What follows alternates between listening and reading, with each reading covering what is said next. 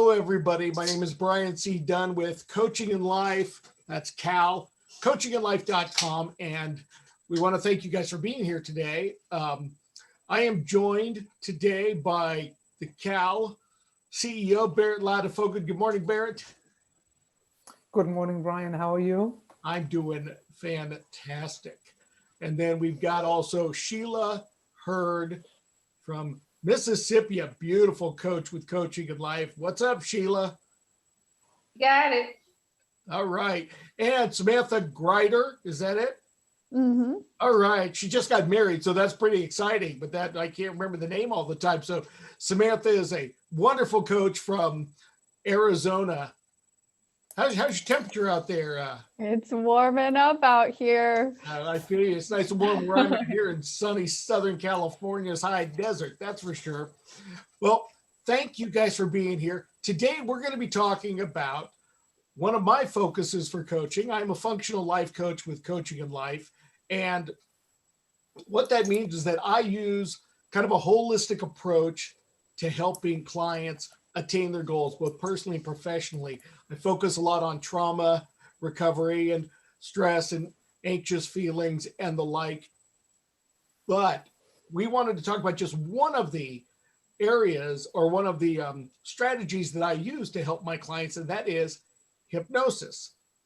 Hypnosis frequently gets a bad rap. We see all the movies out there where hypnosis controls people's minds and takes over their lives, but it's really not like that. It's really a lot more mundane. And I get a lot of clients that attain amazing results using hypnosis. Hypnosis itself is just the name we give to the process of accessing the subconscious part of our mind, the part of our mind that we don't have easy access to, because that's where all of the things that make you who you are located and housed.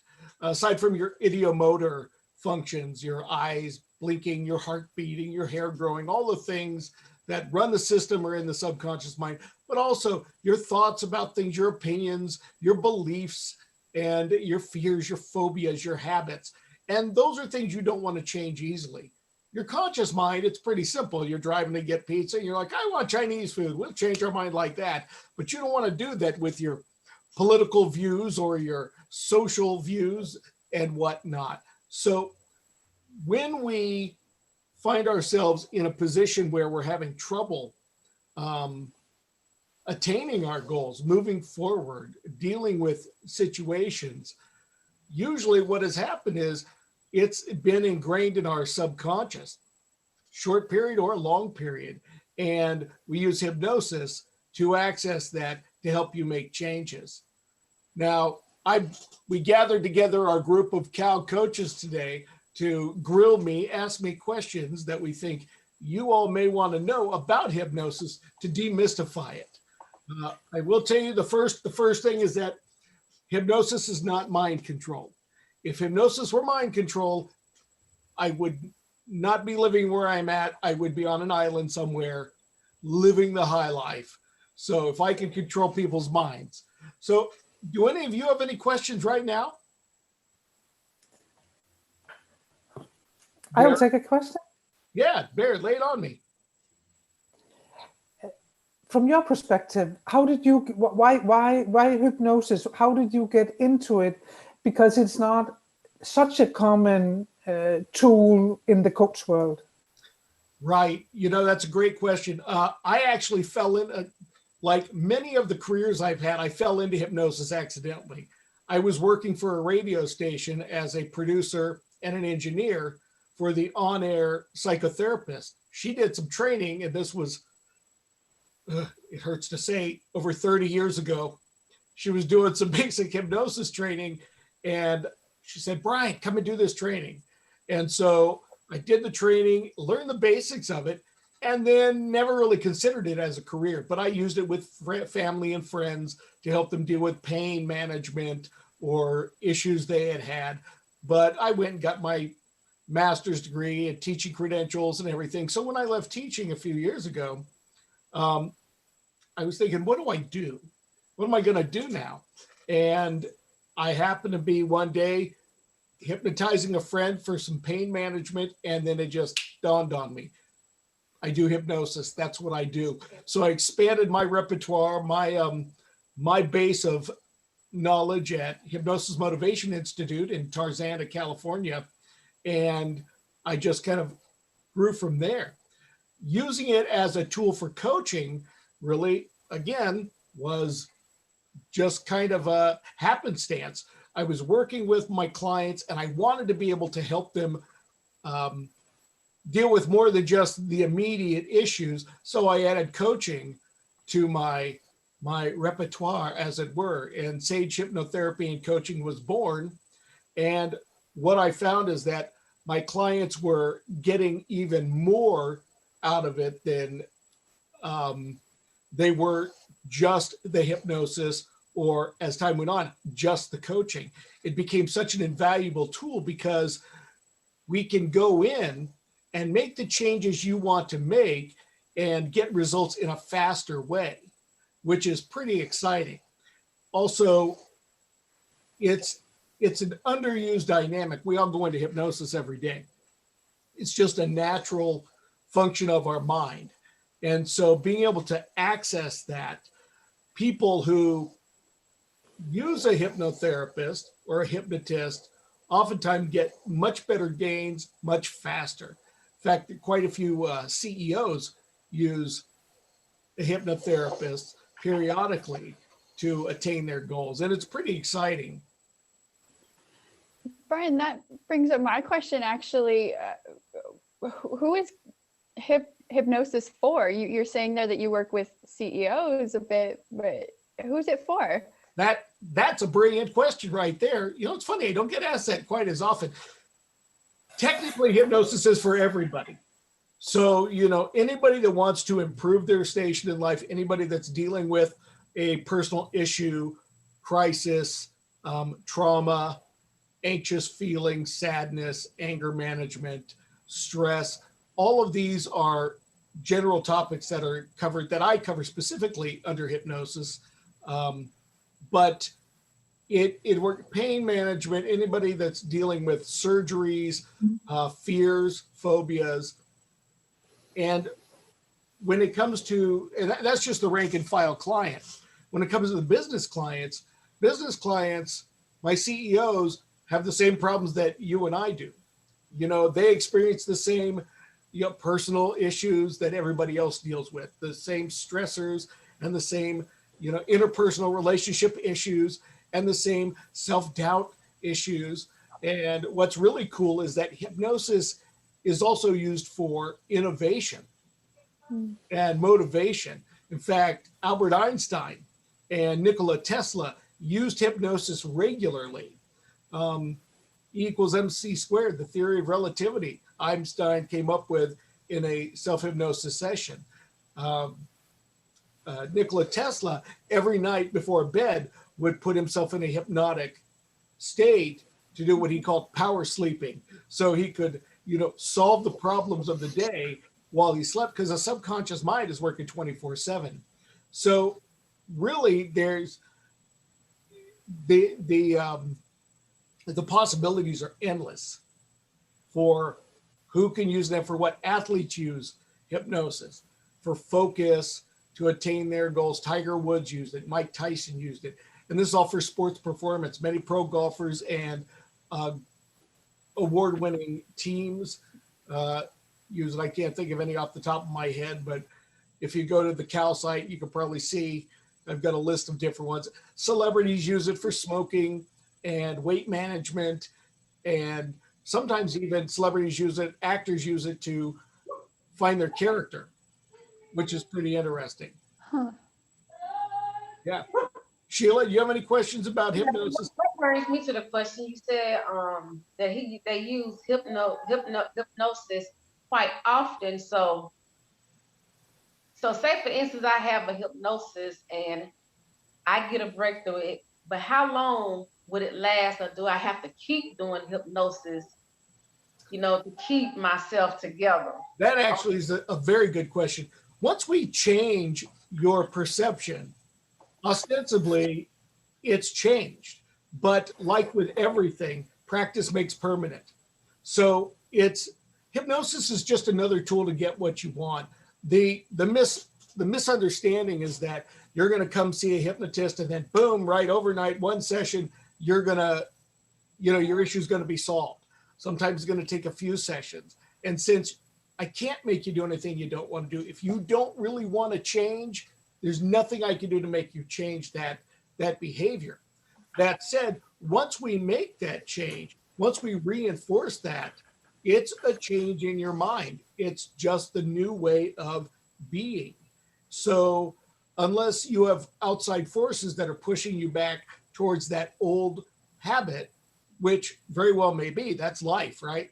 And then you would want to come around for maybe a tune-up every now and then. But, it's like with my smokers, once they become non-smokers, as long as they follow the healthy habits and they don't reach out for another cigarette, they're not going to want a cigarette. They're going to continue as non-smokers. So yeah, that's a really good question. If you're in a situation where it's very difficult, you're fighting uphill, the deck is stacked, that's a tall order. You're even going to have trouble with hypnosis. If it's an issue that you don't really want to change, let's say you've got some sort of anxious feelings that you're carrying with you, and you're like, I really want to change this, but subconsciously you're getting attention, you're avoiding having to do things. Well, that's probably not going to work because you're having these secondary gains. You're getting something out of it that is more valid than what the hypnosis is providing to you. So frequently we'll be talking about it. You and I would be discussing what your goals are, why you want to do it. Are you committed to make the changes? Because if you're not committed, and my smokers are a great example. If I don't hear from a potential smoking client, I want to be smoke free. For me, I won't take them as a client because that's a waste of their money. I get clients who are like, well, my wife wants me to quit. My doctor said I need to quit. That's not, they're rarely going to change, even with hypnosis. Hypnosis is a powerful tool, but unless you're going to follow through, it's a pointless tool. Well, I won't say pointless, but it definitely is not magic. We'll put it that way. So very good question, Sheila. Excellent. Any other questions? No. Barrett, any questions? Now, I know that some of you have been hypnotized. In fact, all of you have been hypnotized by an amazing hypnotist. Would you care to share maybe a minute about your experience with hypnosis and how you don't lose all control and it doesn't, make you go nutty? I will share my experience, Bryan. I think that exactly like you say, you are an extremely experienced hypnotist that does an outstanding, good job. Having said that, I think that everyone that meets up with you can relax because it's a really calm progress step by step. Nothing takes place that you're not fully in control and aware of. And I think exactly like you say that hypnosis is an extremely complement to where you need to achieve results fast. If you dare to let go and take full advantage of your competence, I believe that clients get really good results. And I think that it's hypnosis, having gotten to know you, Bryan, has definitely changed my not only points of view about hypnosis, but also about the capability that you have with hypnosis. I think that it's fantastic. And I hope that many people take the advantage and get the relief, the healing, the accomplishments, the goals, and the peace of mind. Because after an hour with hypnosis, that's what you have, totally peace of mind, and you sleep well. Absolutely. You have my deepest recommendations. That was great, Barrett. Thank you very much. Yeah, it's one more tool to use. And when we reinforce it, Samantha, did you want to share just a few seconds of your experience with hypnosis? Totally, yeah. For myself, it was a really amazing tool to be able to come back to ground in. And it felt like a slow burn kind of learning where I needed to let it settle in and ease into all aspects of my life, because it was a useful tool to calm down my nervous system and be able to communicate with myself better, to be able to move forward in the ways that I'm supposed to, rather than jumping forward at whatever came my way. Yeah, that's wonderful. It really does. It helps you. It's kind of a relaxed focus is how it feels when you're in it. And so you can tune out all the nonsense that's surrounding us, all that information, and really hone in on what you want to focus on and attend to those specific issues. And I recommend that if anybody is interested, reach out and ask questions. If you're curious, please do. Let me demystify it for you. Understand that you don't go into some crazy Doctor Strange realm where you have no control. You have total control the entire time. I can't make you do anything you don't want to do, and which is too bad, because man, I'd be rich. I'd be rich, rich. So we're going to sign off. Sheila, was there anything you wanted to add about your experience with hypnosis? Yes, it's a great relaxation and focus tool. And also it helps you to things that you already are aware of, but you don't really think of. And it makes you cognizant of those things. Excellent. That is a very valid point. My belief is that we know, we kind of know our truths, but we frequently will ignore our truths. And hypnosis is a good way to kind of highlight those, spotlight those, and be able to take those, absorb those, and then move forward. It's really kind of a multifunction tool. And if you're not sure whether the issue you're contending with is something that hypnosis will help with, reach out, ask. Asking costs you nothing. All righty. So I want to thank all these amazing coaches, Barrett, Sheila, Samantha, for being here with me today. And I look forward to seeing you guys again, where I think the next time we're going to get to visit with Sheila a bit and talk about one of her specialties. All right. So until we meet again, everybody, inhale relaxation, exhale tension, and be well.